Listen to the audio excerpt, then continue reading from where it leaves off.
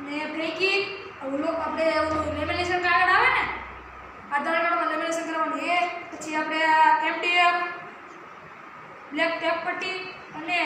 આ બે કાર્ડબોર્ડના ટુકડા જોશે પછી આ બધાને આ રીતે ચોંટાડી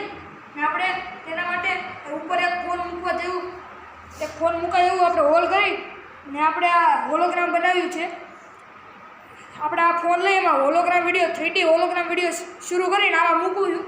મૂકશું એટલે આપણે અહીંયા 3D દેખાશે અહીંયા એ આપણે જોઈશું